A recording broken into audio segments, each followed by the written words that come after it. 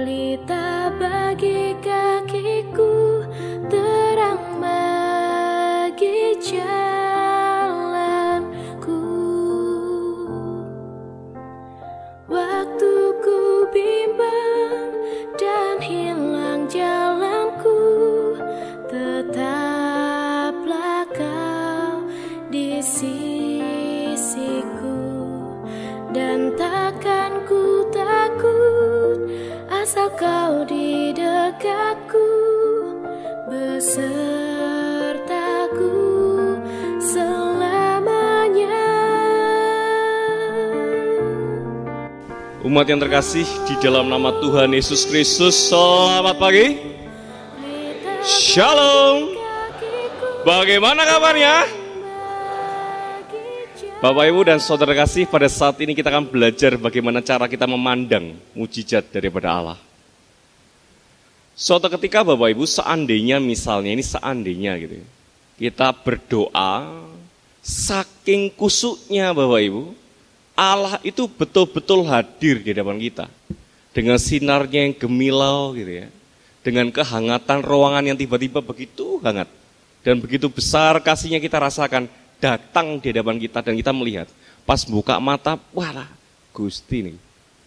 Akhirnya Tuhan Bapak Ibu berkata kepada kita, di tengah-tengah kita berdoa pada saat itu, Duk, opo sing mbok pengeni supaya aku berbuat bagimu. Anakku, apa yang kamu minta daripadaku supaya aku berbuat bagimu? Kira-kira kita minta apa, woy? Kira-kira kita minta apa, Bapak Ibu? Wah, Tuhan aku pengen bojoku loro. Tuhan aku pengen omahku 10 gitu ya. Banyak hal permintaan yang kita berikan, Bapak Ibu. Yang kita butuhkan, yang kita inginkan. Bukankah ini adalah hari yang spesial? Ini kan peristiwa yang spesial. Ketika Tuhan tanya, apa yang kau inginkan?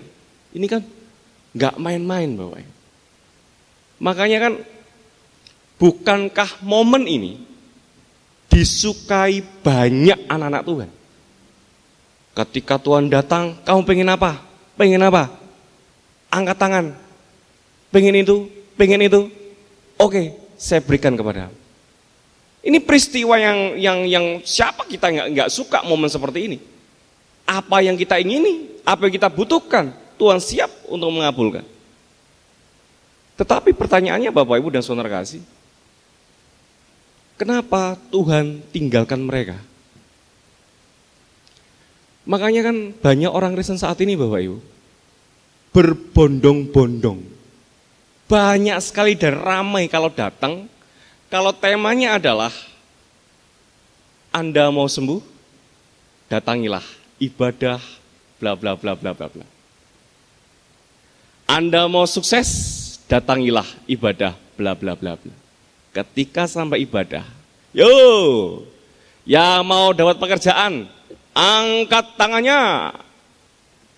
Yang mau masalah yang selesai, angkat tangannya. Maju ke depan.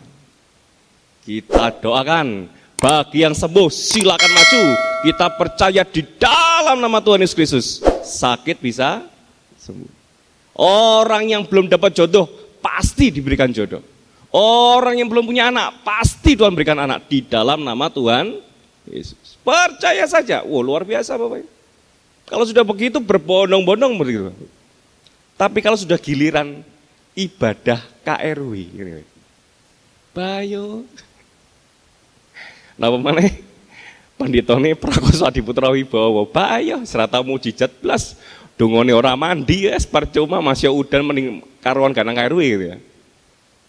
Oleh karena itu Bapak Ibu, itulah kenapa GKJW fokusnya adalah firman Tuhan. Karena kenapa? Mukjizat itu tidak hanya datang dari seorang tangan pendeta, tapi dari keluarga panjenengan sendiri, ataupun dari panjenengan sendiri. Selama kita dekat dengan Tuhan, Tuhan selalu sediakan apa yang dibutuhkan oleh anak-anaknya dalam kehendak Tuhan. Banyak orang Bapak Ibu berbondong-bondong mengikut Tuhan.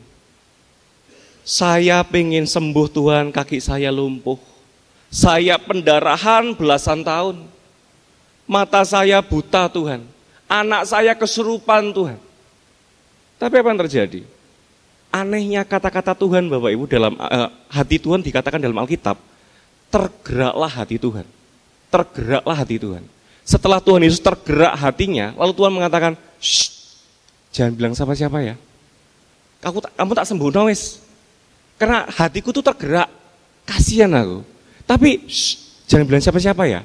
Jangan bilang kalau aku yang memberikan kamu mujizat. Kenapa Bapak Ibu? Yang terjadi yaitu ada 5.000 orang laki-laki. Kalau kita baca perikop ini sebelumnya, ada 5.000 orang laki-laki, belum anak-anak, belum perempuan.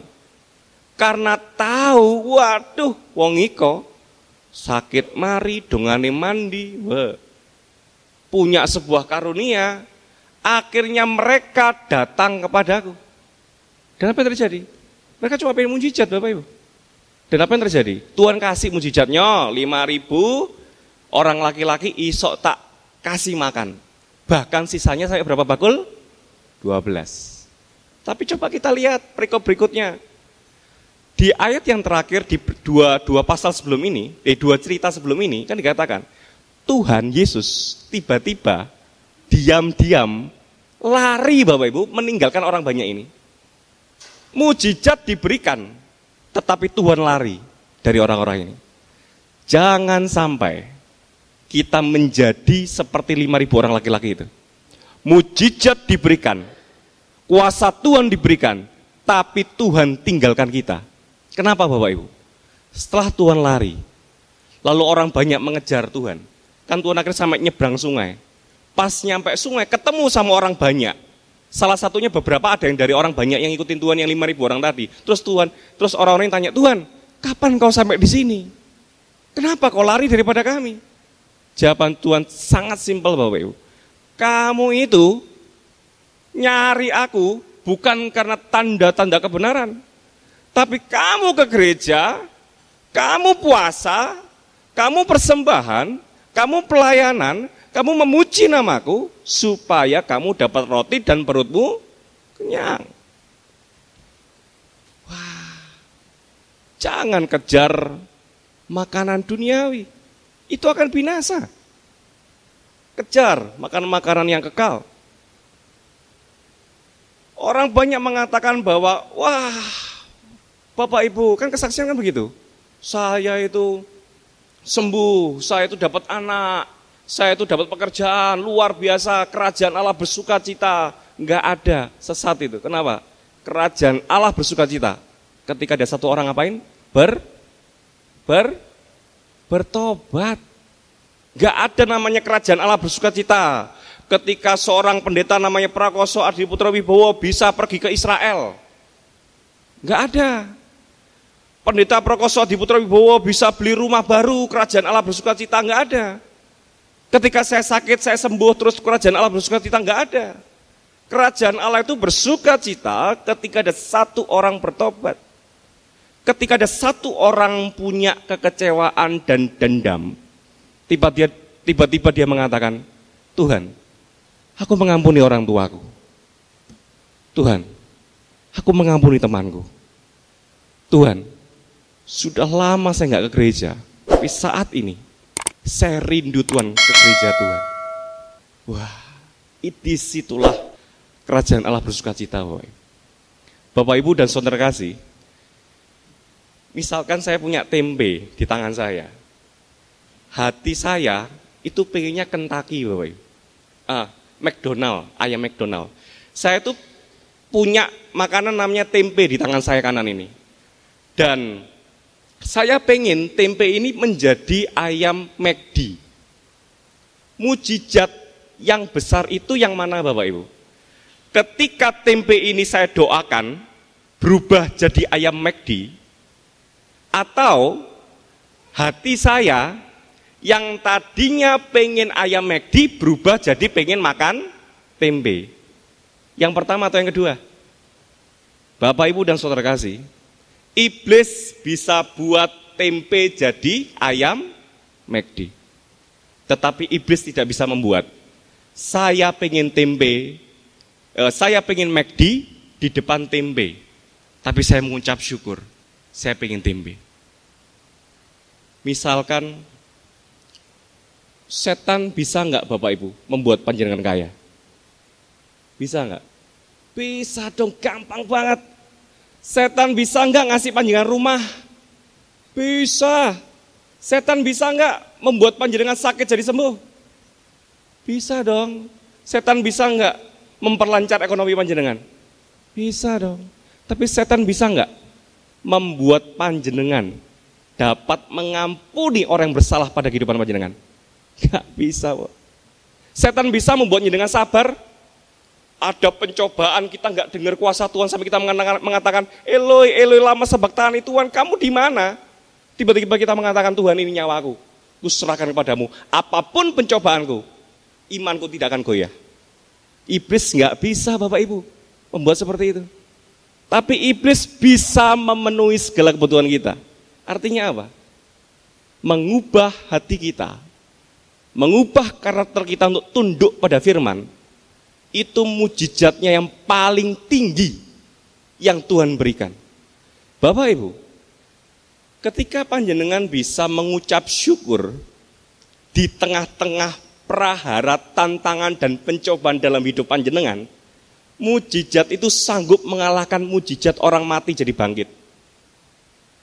Orang mati bangkit itu Bapak Ibu, itu kalah mujizatnya dengan panjenengan mengucap syukur, Tuhan, utangku saiki akeh, omahku kebakaran Tuhan, anakku malah mlebu ning narkoba, bojoku malah pengen cerai. Tapi Tuhan, aku mengucap syukur karena Tuhan masih mengizinkan saya untuk bisa kebaktian bersama-sama di gereja Tuhan. Itu mujizat yang paling luar biasa yang Tuhan berikan Bapak Ibu. Iblis gak bisa berikan. Iblis itu cuma bisa berikan, kamu mau kaya? Kamu pengen punya anak? Kamu pengen pekerjaan melancar? Ya, tak kasih.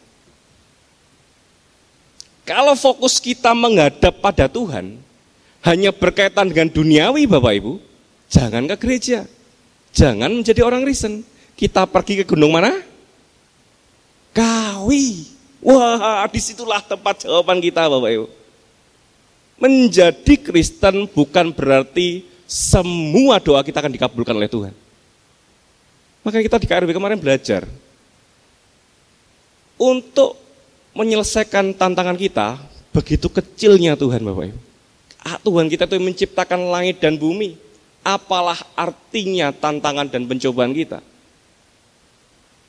Tetapi kenapa dia izinkan? Persoalannya di situ, supaya kita belajar Bapak Ibu. Kita belajar tentang kesabaran, ketabahan, kasih, murah hati, pengendalian diri, 9 buah roh lainnya. Masalahnya kita nggak pernah kejar itu. Kita di dunia ini cuman bingungnya adalah, aku sesuk mangan opo? Anakku sekolah sesuk opo? Memang betul penting Bapak Ibu. Tapi ingat, manusia bakale mati. Memang penting kehidupan kita. Tapi ingatlah, manusia itu bakale mati. Pernahkah kita bingung, Tuhan aku dari umurku 0 sampai 2024 ini kok aku masih orang yang gampang emosian ya? Gampang pendendam ya, gampang untuk ngambul ya, gampang untuk tersinggung ya, gampang, aku kok jadi orang yang pelit ya, sama gereja, sama keluarga, kok masih pelit ya. Kita nggak pernah bingung untuk itu. Kita kalau bingungnya kalau sudah berkaitan dengan hal kehidupan kita, hal duniawi kita. Makanya Bapak Ibu Tuhan mengatakan, carilah dulu kerajaan Allah dan kebenarannya, maka semuanya itu akan Tuhan tambahkan. Artinya apa? Semua itu apa? Kalau kita cari kerajaan Allah, semua akan ditambahkan. Semua itu apa? Makan, minum, dan pakai. Artinya kan duniawi itu kan bonus Bapak Ibu. Itu kan bonus. Berkat duniawi itu bonus Bapak Ibu. Ibarat kita beli mobil, bonusnya payung. Beli motor, bonusnya sandal. Lah manusia Bapak Ibu, yang dicari adalah payung sama sandal. Berkat utamanya nggak dicari. Kesabaran, ketabahan, kasih, iman, pengharapan nggak pernah dicari. Yang dicari apa? Payung, sandal, ya, garpu, sendok, dandang, gitu ya. Bonus yang dicari. Maka Tuhan mengatakan carilah dulu kerajaan Allah. Apa itu kerajaan Allah? Kehendak Allah. Ketika tantangan terjadi, satu pertanyaan pada Tuhan. Tuhan, apa yang kau inginkan dalam hidupku? Apa yang kau ingin ubah dalam hidupku? Proses saya Tuhan. Saya enggak gentar dalam setiap tantangan dan pencobaan saya. Saya percaya, hidup mati saya di tangan Tuhan. Toh kalau saya mati, saya enggak rugi. Saya akan bersama-sama dengan Kristus. Bukankah kematian itu adalah sebuah keuntungan? Paulus mengatakan. Bahkan kita hidup ini adalah sebuah penderitaan. Artinya kematian sebuah keuntungan Bapak Ibu. Kalau kita dibiarkan hidup, berarti Tuhan ingin memberikan pembelajaran dalam kehidupan kita. Bapak Ibu, mari kita naikkan level mujizat kita yang lebih tinggi. Mujizat pandangan kita dalam melihat mujizat Allah, naikkan levelnya lebih tinggi. Ingat balah mengucap syukur di tengah tantangan. Ketika Daniel bisa berdoa di tengah-tengah kandang singa, itu mujizat yang luar biasa. Mengalahkan mujizat pengen punya anak. Ketika Daud dengan berani menghadapi Goliat, itulah mujizatnya lebih luar biasa ketimbang orang sakit dan sembuh. Kejar tanda-tanda kebenaran. Mintalah pada Tuhan. Tuhan, mampukan saya menjadi anak-anak Tuhan yang seturut pada firman Tuhan. Kalau kita membuat kerajaan Allah bersuka cita Bapak Ibu, apa yang ingin kamu minta, cari dan ketok, Tuhan akan berikan dan Tuhan akan bukakan. Enggak usah khawatir, Tuhan akan janji. Makan, minum, pakai, Tuhan akan sediakan. Apapun apa yang kita butuhkan. Tapi ingatlah, kita di sini bukan menjadi pengikut, tapi kita menjadi murid. Biarlah kita tidak menjadi 5.000 orang laki-laki, sehingga Tuhan tidak mengatakan kepada kita, kamu itu hanya berdoa, berfokus pada perutmu saja. Tapi kamu lupa, suatu saat kamu akan mati. Kamu harus punya makanan yang kekal. Kejarlah 9 buah roh, jadilah umat Tuhan yang semakin dewasa, semakin mengenal Tuhan, semakin takut akan Tuhan tahun demi tahun. Tuhan Yesus menyertai semua. Amin.